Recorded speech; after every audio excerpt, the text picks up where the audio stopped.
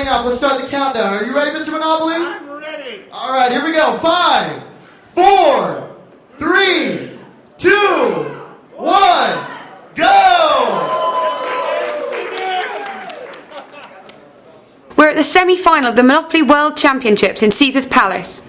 The players were feeling the pressure at the start of the championship as they went head-to-head with the best Monopoly players in the world.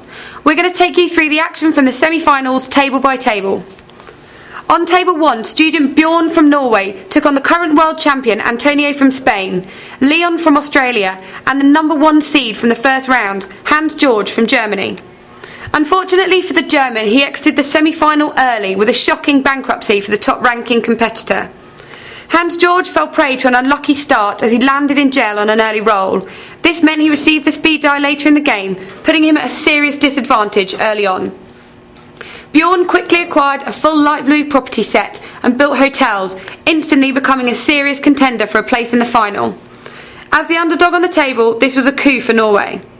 Bjorn wasn't intimidated by the experienced players on his table, and after firstly bankrupting Germany, Australia was quick to follow, with the reigning world champion not enough to hold back this talented youngster. Bjorn is now the second successive Norwegian to represent his country at the Monopoly World Championship finals. Table 2 also saw some fierce competition, with Canada, Croatia, New Zealand and the Netherlands all fighting for a place in the final.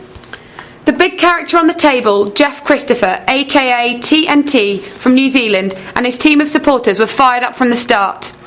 It was really a one-man game as we saw TNT go through his now well-recognised moves, building up hotels on the light blues.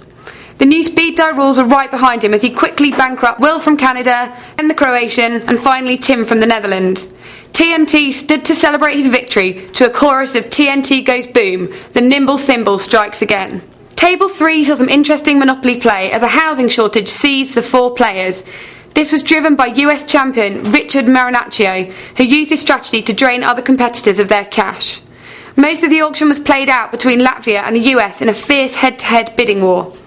The Swiss and Latvian champions went bankrupt first, and it was left to a nail-biting climax between Richard and the Austrian champion Gunther Wawra. Minutes before the countdown clock timed out, Gunther went bankrupt and Richard earned his place on home turf. The final table saw Lithuania, Czech Republic, Russia and Denmark all after a coveted spot in the Monopoly World Championship final. Danius from Lithuania was the first to be bankrupt.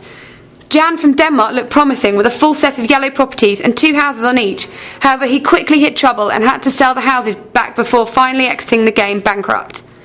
The final fight on this table was between the Czech player and the Russian player Oleg, but a huge rent fine was too much for Jan from the Czech Republic. He went bankrupt, seeing Oleg through to the final 4.